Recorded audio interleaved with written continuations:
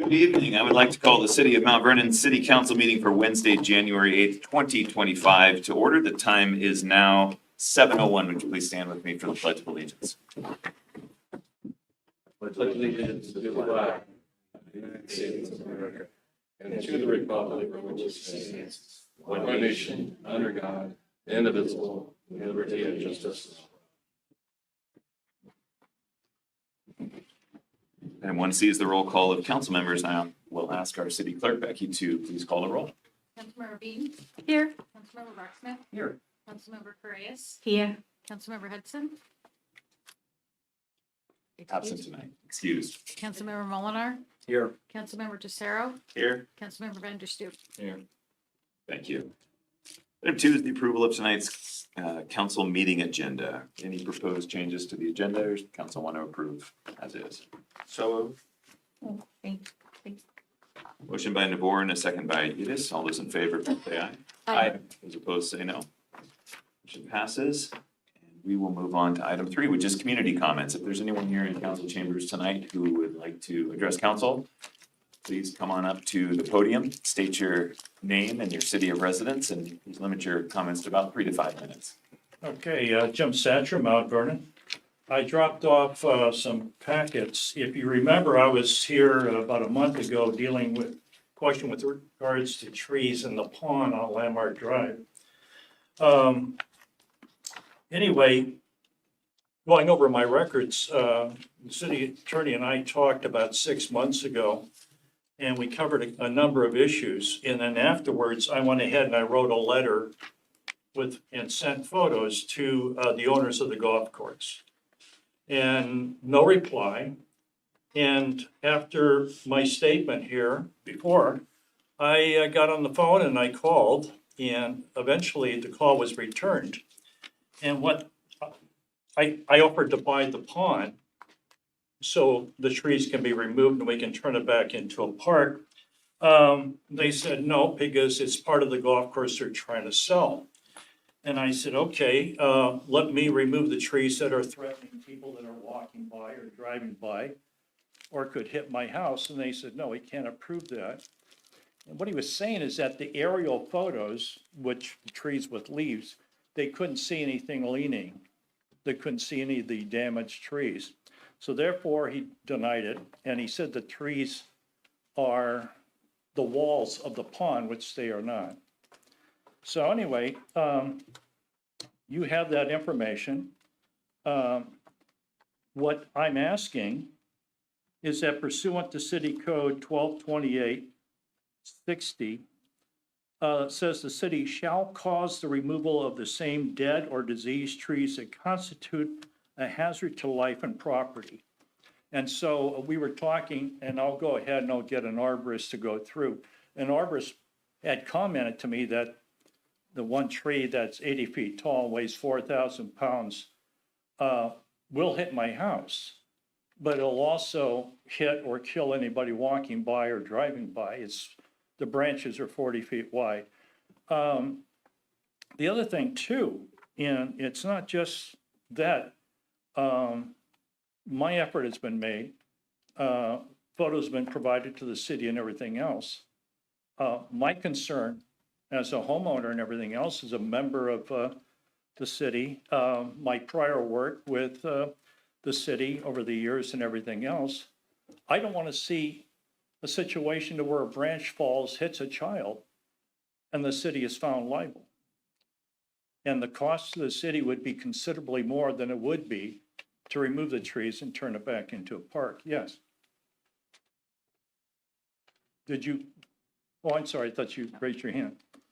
Anyway, so there we are. And you'll see a copy of the letter. You'll see that they acknowledge receipt 2 days later after it was sent. You'll see the photos that they received. And you'll see information about me and also what the former mayor and city council people and employees of the city said about my work on behalf of the homeowners, the golf course, and the city. So it isn't like I'm just coming on up here and saying, hey, it is, I come on up here and hopefully bring the information. And with an arborist, we'll get an arborist to turn around and identify. Also, we were talking about city codes as dead or diseased trees, but the city also bans cottonwood and alder trees because they snap and break. And a city employee that was sent out to the pond to meet me goes out there, and the point being is that the city doesn't own the pond, and it doesn't. It's the sewer pipe that's inside the pond. What the city or that employee gave me was misunderstood, shall we say? But the fact that the city won't allow it, you can't plant it.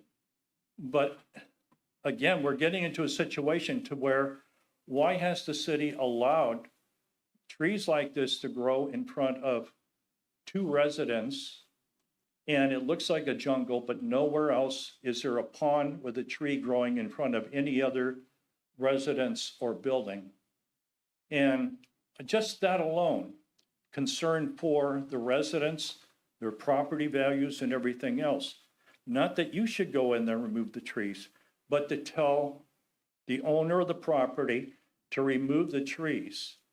And regardless of how it's sent out, started when I saw a tree growing in the pond and I went over there and assuming it was a city park, called the city, and the employee didn't talk to me on the phone. She came on out and said it's a nature reserve where trees are allowed to grow.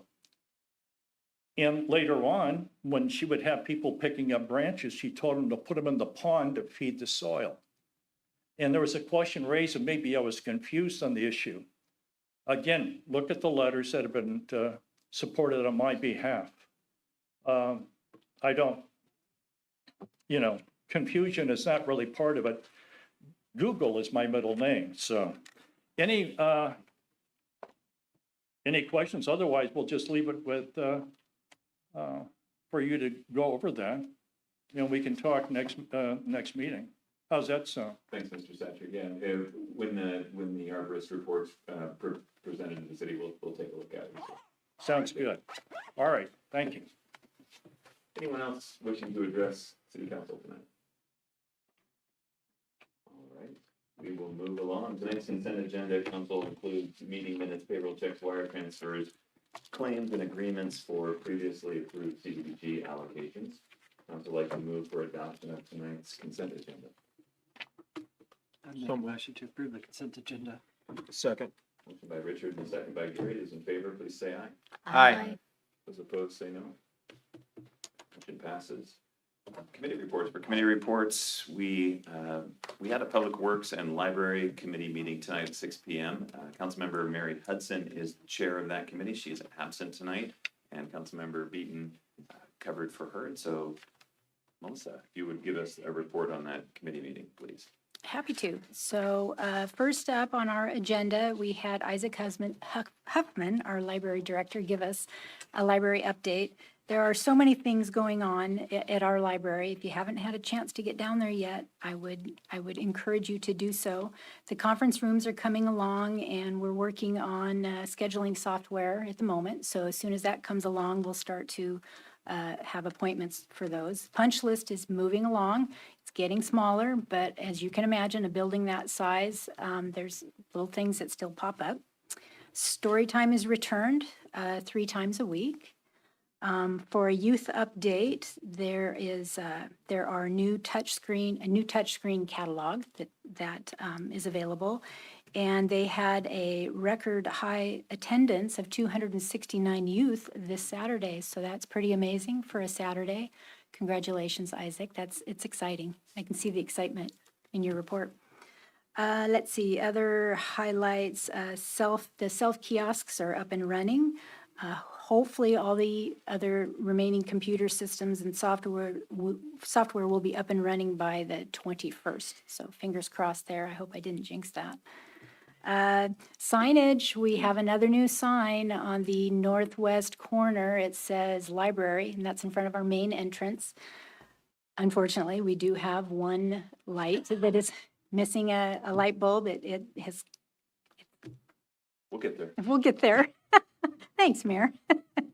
Let's see, they have also applied for a teen internship grant with the Secretary of State, and that would allow for a summer intern of 20 hours a week. And so if the library is awarded that, they'll be back before council so we can approve that. We've had lots of visitors so far, and our outreach will continue also, us going out into the public. The foundation, their work has not stopped. They are continuing to raise funds, and in fact, on Saturday, March 8th at 7:30 p.m., Daniel James Brown will be giving a presentation on the Boys in the Boat. So hopefully you can make that. Parking garage hours right now are aligned with the library hours, so it's just before 10 in the morning to just after 6 in the evening. We will, at some point in time, be expanding our hours, but we are still waiting on final inspections and a certificate of occupancy. That's about it for our library. Moving on, on our surface water utility and flood division side, Little Mountain will be getting a new generator. There's an old graffiti generator up there, so that's being replaced. We were showed a site plan, and it's actually, the item is on our agenda tonight. The Park Street Pump Station, and that is down by the wastewater treatment plant, if you're not familiar with where that is. In our planning for future growth and capacity, that is going to be, oh my Lord, I've just had like a replaced, that's it. So we're at 30% of the design stage on that. On our engineering front, we received an update on the LaVenture Road Complete Sidewalk Project. There's a portion of LaVenture Road between College Way north to the corner of Hoig and Martin Road. It's missing sidewalk, and so we're in the design stage, and it's 90% designed right now. Public notice will be going out about construction around the 17th of January to the neighbors in the area.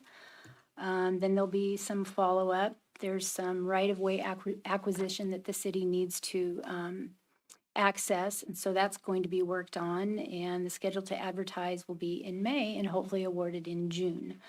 Then we received an update on our pavement preservation plan. We're advertising for a consultant team sometime this month. We're anticipating bringing professional services to council soon in February. Right now, it will be data gathering, and it used to be in the old days where city staff would go out and take pictures and do their measurements, but now it's digital, and so it's, AI, good stuff. So let's see, what else do we have here? No, there's a page 2. Here we go. Then we received an update on our Riverside Drive projects 1 and 2.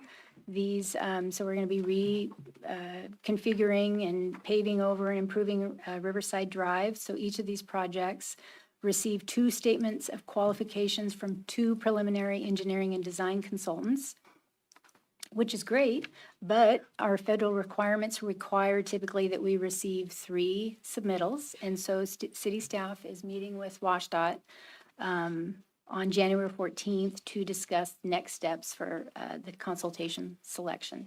It may be that we might be able to waive that 3rd one, but we'll have to see. And then we also heard an update on our Colshon Trail Safety Lighting Project, Phase 3. The 2025 through 30 Washington STIP, which is the State Transportation Improvement Plan, is anticipated to be approved in mid-January. It's required before we can go out to for federal grants. We're hoping to get a quick turnaround on that so that we can get moving on that. So we'll stay tuned there. And then miscellaneous for the good of the order. It's amazing, we got done early, but I feel like I'm reporting on so much. So good of the order, so committee changes. On January 15th, that's the 3rd Wednesday of the month. Generally, that's a Development Services Committee meeting. We're going to switch that. It will be a Parks meeting, and we're going to get a presentation on our mining quarry that is at the end of which street? It's beyond Silver Arrow. Yeah, at the foot of Little Mountain. At just the foot of past Little Silver Mountain. Arrow of Bowman. There you go. So in case you didn't realize that we have mining operations here in the city. And so then generally the 22nd would be our parks, but instead we're splitting that with development services for the first half hour and finance the second. So those are committee changes. And then on the Public Works front, Chris Phillips has attended a couple of the mayor's coffee hours. And we just want you to know that we hear you and we're listening. Peter and Chris have fielded lots of questions about what's going on, like with snow and ice or solid waste or TBD, Transportation Benefits District. So Chris is always updating, or staff is always updating that website. And so if you want to know what our snow and ice removal looks like, what the routes look like, there's many, you got a question, I bet you it's on our frequently asked questions side of that page. There's also TV 10 segments on all that good stuff. So, yeah, check it out. And we adjourned at 6:53. Thank you, that was thorough. The meeting was 20 minutes, the report was 45 minutes. I tried, that was my Cliff Notes. You were pulling extra duty tonight. Thank you for doing that. I appreciate it. Item 5B tonight is council member comments. Council, anything you want to add tonight? I just am happy to be back to see everyone and get to the city's business. We've got the comp plan to wrap up this year, so I'm excited. There's good things in the future for all of us. A lot of work ahead of us. All right, thank you. Item 5C is the mayor's report, and I just have one announcement. It's an invitation, as always, to next week's Mayor's Coffee. This one is going to be at the YMCA. They have graciously opened up their facility for Mayor's Coffee from 10 a.m. to about 11 a.m. on January 22nd. And you see the address there on the screen. It's 1901 Hoag Road. And gotta notice that for this one, it's a little bit unique. You'll need identification with you, and give yourself just a little bit of time so that the staff at the YMCA there can check you in. They have a process to do that, and it includes your driver's license. So thank you for bringing that along with you to Mayor's Coffee. That's a first, I think. And if your business would like to host an upcoming Mayor's Coffee, I would love to have it at your business. And just please contact the mayor's office, 360-336-6211, or email us at mvmayor@mountvernon.gov. This is a great way to welcome anywhere from 20 to 50 folks from our community to your establishment. Talk to us about what you do here in the community, and just share a little bit about your business. That is your mayor's report for January 8th, 2025. Thanks, Steve. Item D is committee agenda requests. Council, anything you'd like to see on an upcoming committee agenda? All right, seeing none, we will move on to item 6, new business. Item A under new business is the reappointment of Planning Commissioner Christian Carlson, who is in person with us tonight, and Development Services Director Stacy Prashner will introduce this item. And I believe we're going to do a swearing-in process. Stacy.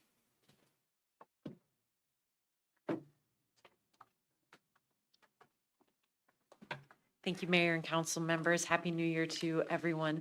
So this evening, we have the reappointment, if it is Council's pleasure, of Mr. Christian Carlson to the Planning Commission.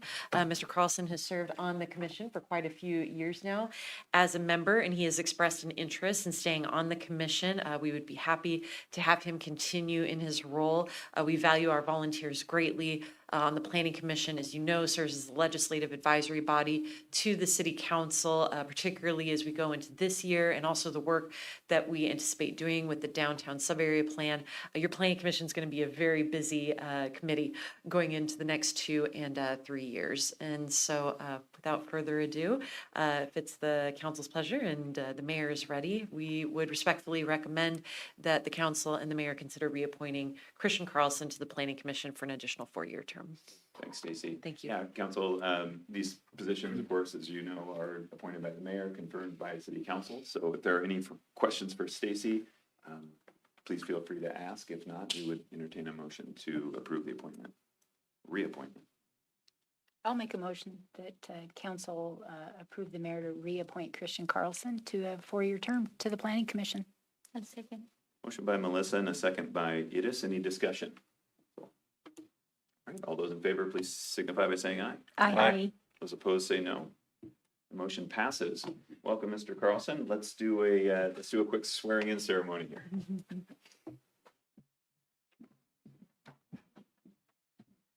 Thanks, Christian, for all your work for the city. We really appreciate it. Thanks for staying on. Raise your right hand. Repeat it. I, Christian Carlson. Do solemnly swear Do solemnly swear that I will support that I will support the Constitution and laws the Constitution and laws of the United States of the United States and the Constitution and laws and the Constitution and laws of the State of of Washington, the State of Washington, and that I will faithfully and impartially and that I will faithfully and impartially perform and discharge perform and discharge the duties of Mount Vernon Planning Commission member the duties of Mount Vernon Planning Commission member for the city of Mount Vernon, for the city of Mount Vernon, in and for the county of Skagit, in and for the county of Skagit, state of State Washington, of Washington, according to law, according to law, to the best of my to ability the and best of understanding. my ability and understanding. Well,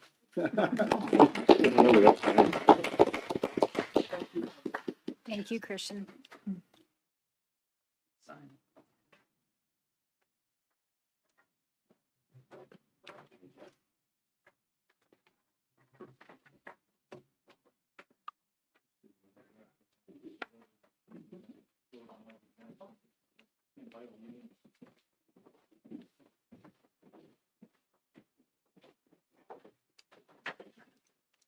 Item B tonight is the library board member appointment, and Library Director Isaac Huffman will introduce this item. Isaac. Hi. As you know, the library has both an advisory and administrative board that helps with the operation of the library, and we ask for the reappointment of Jessica Byland Robin onto the board for another term. Any questions for Isaac? Jessica is unable to be here tonight, so she's going to do a swearing-in ceremony a little bit later at City Hall. But any questions about this one for Isaac, or a motion? Has anybody else read her book? It's amazing. Mhm. It's all about Mount Vernon. I Yeah. think I have 4 copies. Yeah, and she both as an author and as a parent has been, great at giving wonderful advice to the library over the last term of service. I guess with that, I would make a motion. Second. Motion by Andrew and a second by Navor. Discussion? All those in favor say aye. Aye. Those opposed say no. The motion passes. Thank you, Isaac. Thank you. Item C is a public hearing and approval of a resolution. This is for the 2025 to 2030 6-year transportation improvement plan. And it looks like Frank Reinhardt's going to introduce this item. Thanks for being here, Frank. Good evening, Mayor, City Council. Thank you very much for your time tonight. So just some introductory comments. Every year, we adopt a 6-year transportation improvement program, and we'll be adopting one here later on this year. That typically sets the city's priorities and sets the system of projects that are going to be worked on over the course of 6 years. However, from time to time, we come up with an emergent circumstance that invites us to consider changing the transportation improvement plan outside of the normal schedule of adoption. And that is what I'm here for you this evening, to bring an amendment to the 2030 6-year transportation improvement program. This was something that I presented to City Council at the October Public Works Committee meeting, so now I'm back to address the formal side of it. This will consist of a brief presentation on the changes that are proposed by the amendment, followed by a public hearing and council questions or comments, and then a proposed resolution for your consideration. So the proposed project changes are indicated by the red text in the table below. They basically are break down to 3 project changes. The first one is the Culshan Trail Safety Lighting Phase 3 project. That change represents moving the preliminary engineering from 2026 to 2025.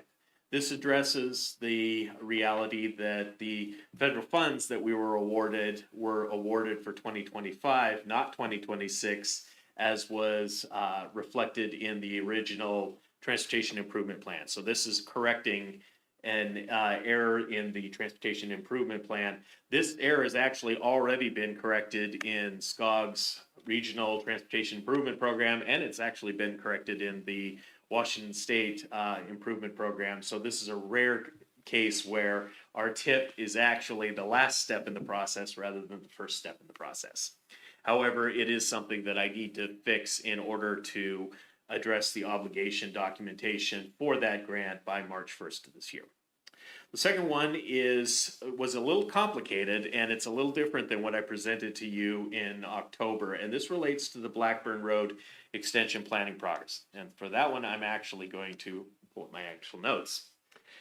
So for this project, we are responding to an emergent opportunity to work with our federal legislative lobbying team to pursue a federal legislative appropriation during 2025 and 2026 in order to fund the comprehensive design for this project. This is a very, very large project, especially for Mount Vernon, and this is the sort of project that federal funds, especially federal legislative funds, are really an ideal match for the level of effort required for a project of this scale. The current project that we are working on right now, that is budgeted, contracted, is effectively a planning project. That's the project that was indicated on our tip as the T9421, and yes, 1994 does mean that it was originally planned in 1994.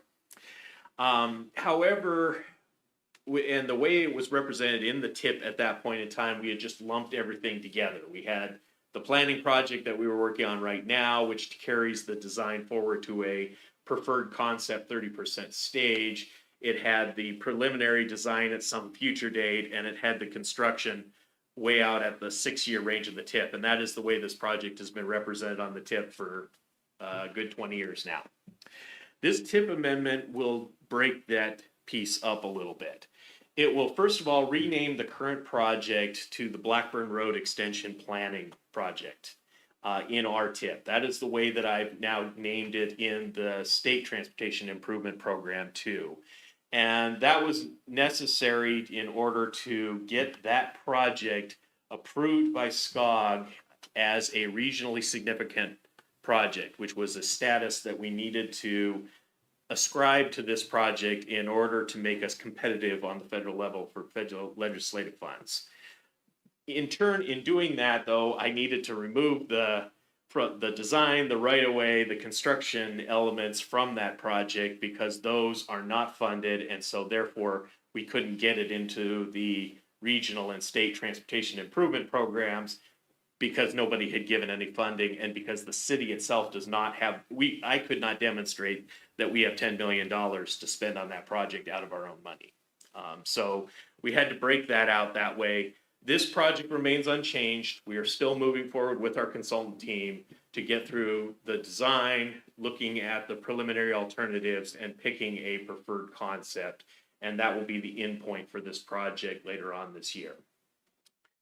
This then introduces a new project, and that's what you see on line item 12 in the table that I've just shown you, which is the Blackburn Road Extension Design Project. So it essentially is the project, I left it as the same date, 2027, and it carries with it the completion of the design and the right-of-way. This is the project we will then be using as the basis for our pursuit of this federal appropriation grant later on this year and next year with our lobbying team. I deferred the construction estimate further out because it just falls outside of the 6-year tip. This is getting into something that I will talk about with council when we do the 2026, 2031 update to our tip about making all 6 of those years fiscally constrained rather than lumping all of everything into the year 6, which has been in tips to date. So for now, I've deferred that construction estimate because in the timeline that we are approaching here, we will never construct this project by 2030. And that's fine so far as that goes, but we won't lose track of it. It will just exist on the 6+ year unscheduled list that I will be putting together as part of the 2031 TIP as requested by council last summer. This change that I've just described for Blackburn Road has no impact on the 2025 annual budget because the planning project is already fully funded with local funds. As for the Colson Trail Safety Lighting Project, the main change that I see potential, and we'll be reviewing that potential here in the next few weeks, is if we need to bring a request for a budget amendment to the 2025 budget to council in February in order to align the local matching funds that we need for the federal design grant for Colson Trails 3. So that is the summary of the proposed changes for this amendment. Are there any questions? Questions for Frank before we open up the public hearing, council? All right, you were thorough. Thank you, Frank. At this time, I will open up the public hearing for this item, the approval resolution amending the 2025 to 2030 6-year transportation improvement plan. Anyone wishing to speak on this topic, come on up to the podium. Please state your name, city of residence. Welcome. Thank you, Mr. Mayor. Good evening. My name is Liam Deepice. I'm a resident of Mount Vernon, south of downtown. Because there's time dedicated to seeking public comments on this amendment, I've come to give a comment. I'd definitely like to connect with any one of you at a later date, but I don't think, unfortunately, that I can stay till the end of this session. To start on a positive note, I'm really happy to see that there's lights for the Colson Trail that are included here. I've ridden home at night on that trail, and let me tell you, it is extremely necessary to add lighting there. The other component of the amendment, however, is not as encouraging. Reading through the findings and conclusions concerning the project on the documentation in the agenda for tonight, I frankly can't see how it has what one might call regional significance that it would need for Mount Vernon to pursue federal funding. Consulting the fount of all knowledge, Google Maps, I have looked at the area served by this proposed project. It would serve approximately 100 homes and shorten driving time to the area by a maximum of 4 minutes per trip, and only for drivers traveling to or from the southwest of this area. Now, I'd just like to state that the Transport Improvement Plan already includes a number of great projects, like the Colson Trail lighting, complete street improvements on Kincaid Street or Martin Road, bicycle and pedestrian improvements on Blackburn and Fur. I just want to emphasize there's a lot of steps in the right direction that the plan takes that I'm excited to see. Any measure that makes it easier for residents of Mount Vernon to meet their needs without using a car, even only a few trips out of the many they might need to take, that'll save the city money in the long run. It'll save developers money in the long run, and it saves residents money too. But these are effects that the Blackburn extension just won't have in any of the same capacity. And unlike these more positive projects, it will add to the city's inventory of roads at a time when we're already very short on money to maintain our existing inventory of roads. And even though it's been planned for since 1994, and it looks like, based on the existing Blackburn alignment, that it was originally planned for, it just doesn't seem like there's the sunk costs so far justify going through all this effort to complete such a huge project for us. The bottom line is, I would just pose a question for general planning priorities for the city, which is, why spend money on projects like the Blackburn extension when it could be instead spent on more improvements for pedestrian environments, which have better outcomes financially and environmentally and for public health and welfare?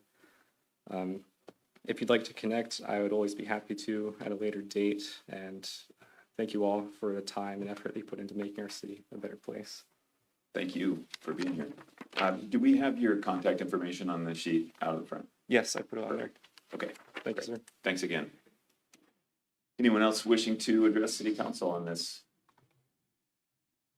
All right, with that, I will close the public hearing. Council, if you have any more questions for Frank, or a motion, this is resolution 1067.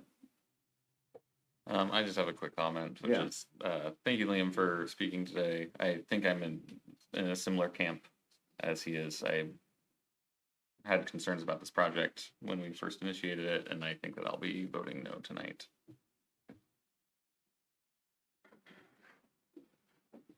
I might just want to share a little bit of context for the viewing public.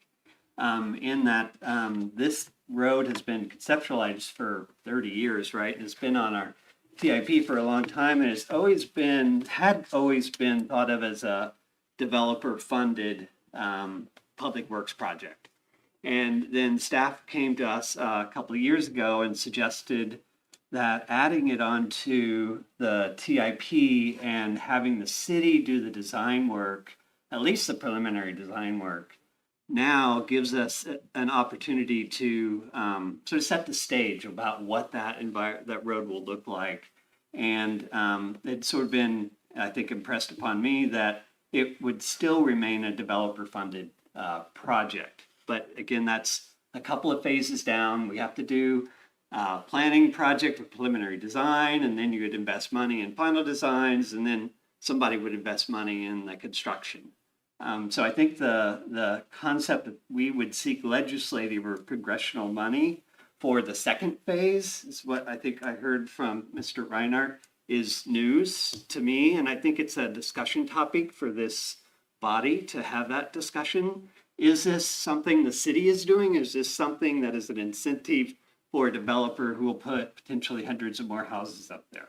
So I think that's an appropriate policy question, and we should have that discussion before it's pursued by the mayor and staff at the federal level.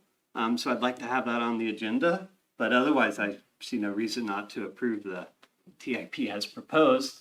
Let's keep the process moving, but have that discussion. I missed what I'm not sure if I heard you correctly. Okay. You're not for this, but you are for this? What was we're gonna move it on to agenda item to research whether we should move forward with this road? Or are you saying? So the body has already decided to try to respond.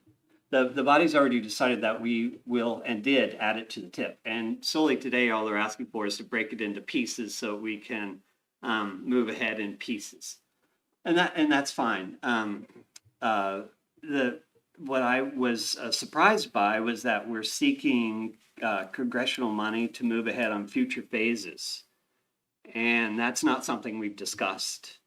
And so to me, it's a policy question as to whether, yes, I've already invested when we'll be doing the planning work, which is what we agreed to, which is let's have a vision for what this project's going to look like, the cost of it, the location of it, that kind of thing. That's what you get with preliminary design. And then the question becomes, should the government pay for it or should the developers pay for it? That's an appropriate policy question that council should discuss. Okay, that's, Yeah. okay. Yeah. And I probably won't be here for you guys to discuss that, but because it might be years down the road, but. Yeah. Right, and I don't think any of us were here 30 years ago, but I believe that original decision was along those same lines. How much does the city pay for? How much do we hope that a developer will pay for? Yeah. And I think that question was answered, $0 for 30 years toward that road, no more development.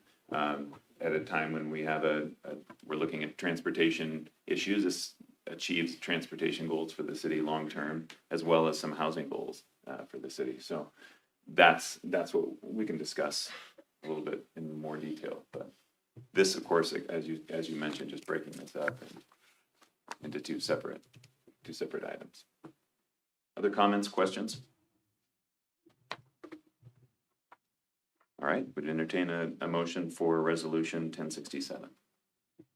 So moved. Second? Motion by Navor and a second by Gary. All those, any more discussion? All those in favor, please say aye. Aye. Those opposed, say no. No. Right, and the motion passes, resolution passes. Thank you, Frank, Thank you for very your much. work on that. Item D is the approval of an agreement amendment with OTAC, the city's consultant for our comprehensive plan update, and Development Services Director Stacy Pratchner is back for this item. Stacy. Yes. Thank you again, Mr. Mayor and Council. So this evening, I'm here to request that the council consider authorizing the mayor to enter into an update agreement with the city's current contractor, OTAC, in order to facilitate some additional work on their part to support the city's periodic update of its comprehensive plan. OTAC, as council will recall, has been under contract with the city since late spring of last year, and both the current and the proposed updates to the agreement will be in place until the end of December 2025. The scope of the proposed updates includes OTAC providing additional services that are centered around the climate resiliency goals and policies, the development and support of the community advisory committees, both for climate and for the general comp plan elements, and also the resulting additional public engagement that will result from that.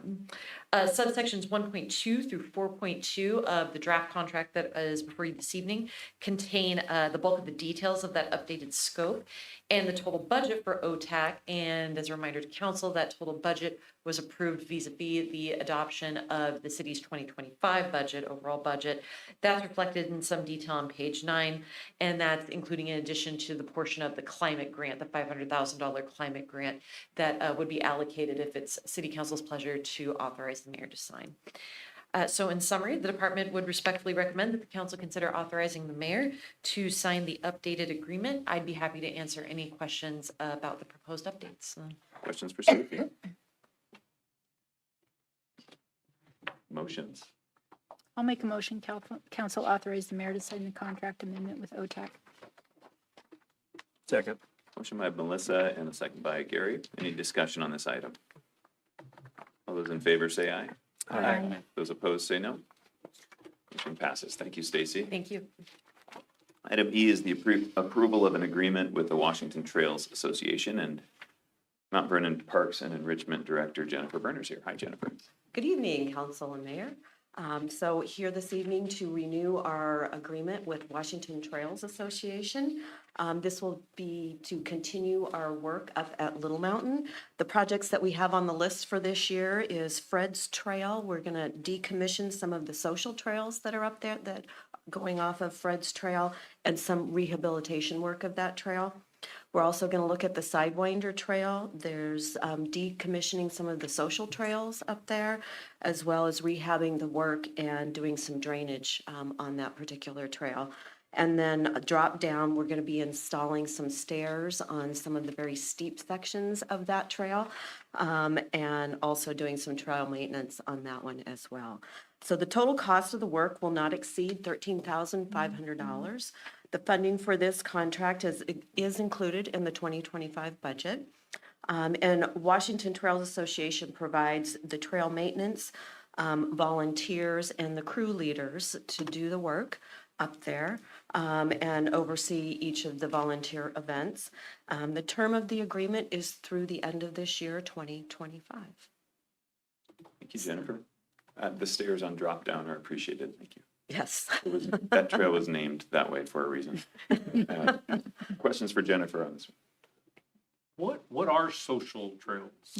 So those are trails like, especially on Sidewinder, if you get going on that where you have a lot of switchbacks, and people will take the trail in between the switchbacks and develop their own social trail. And so we come in and decommission those and try to put some signage up to let people know that, because those kinds of trails cause a lot of erosion. It's a nice way of saying shortcuts. Just go to the end and turn. You're hiking, right? You're The whole hiking. trail. You're hiking, yeah. Enjoy the outdoors. Get the steps in, right? Good question. Social trick. Other questions or a motion? I could love to move the motion for this agreement for the partner with the Little Mountain. Second. Motion by Edith and a second by Melissa. More discussion? Those in favor say aye. Aye. Those opposed say no. Motion passes. Thank you, Jennifer. Thank you. Item F is the approval of an agreement, an amended agreement with New Singular Wireless, and Public Works Director Chris Phillips is here. Hello, Chris. Thank you so much, Mayor, and Happy New Year to Council 2025. City Council, Public Works Department, City Council authorized the mayor to enter into an addendum 1 to the tower lease agreement with New Singular PCS LLC for the purpose of replacing and modifying the existing generator on the Little Mountain Communication Tower. The city and New Singular entered into a 10-year agreement for cell tower lease back in June of 2020, bless you. And expiration of that is in May 31st of 2030. The addendum here is just in that round exhibit, our addendum where there's an existing generator and they will be replacing it. Staff requests City Council approval of the addendum to the lease agreement to allow New Singular Wireless LLC to replace and modify the current generator at Little Mountain Communication Tower site, pending your questions. Questions for Chris? Motions for Chris. So moved. Second. Motion by Andrew and a second by Navor. Discussion? All those in favor say aye. Aye. Those opposed say no. Motion passes. Thank you. Thank you, Chris. Item G is the election of Mayor Pro Tempore, and here is City Attorney Kevin Rogerson to talk about this item. Kevin, what in the world is a Mayor Pro Tem? Latin, meaning temporary mayor. So every year, your municipal code requires you to, after each general municipal election, to decide amongst the legislative body who would function as mayor pro tempore in case of the absence, death, or disability of Mayor Donovan. That mayor pro tempore would perform the duties of mayor, except they would not have the power to appoint or remove any officer or veto an ordinance, and they would be allowed to vote as a council member as well. So this would not in any way abridge or preclude your right to vote on upon all questions coming before the council. The appointment would be good for 1 year, and then after the next general election, I'll be back here seeking the same question to the legislative body. Okay, so first, any questions for Kevin about the role, about specifics of this? What we'll do is, correct me if I'm wrong, I believe I'll just entertain a motion for the appointment of Mayor Pro Tem. We will, if it gets a second, we'll vote on it. If it gets the votes, some help. Do a nomination first, Yeah, okay. and then. Okay, and then the motion is finalizing it? Yeah. Okay, thank you. So a nomination, I'd like to nominate Councilperson Melissa Beaton. okay? I will second. Thanks. So, did anyone talk to Melissa? Okay, let's discuss the nomination. We have a nomination and a second. Let's do it. Sounds great. Good discussion. Let's vote on it. Is that a motion then? We need Did a I motion just for draw this. the short straw I here? think it might happen, because everyone seems It eager would to be an approve honor. It would be an honor. So the motion was by Navor? The nomination, yes, but I will move that we Okay. approve this nomination. I say second. Perfect. A motion by Navor, second by Edith. This is to not just nominate, but to elect and approve Melissa Beaton as Mayor Pro Tempore. All those in favor, please signify by saying aye. Aye. All those opposed, say no. Motion passes. Don't you go Congratulations. dying on that. All right, I'll try to hang in there for as long as I can. Thank you for that. With that, I will ask our city attorney if there's a need to call the mayor and city council members into executive session. There is not. So we will adjourn the City of Mount Vernon City Council meeting for Wednesday, January 8th, 2025 at 7:50 PM.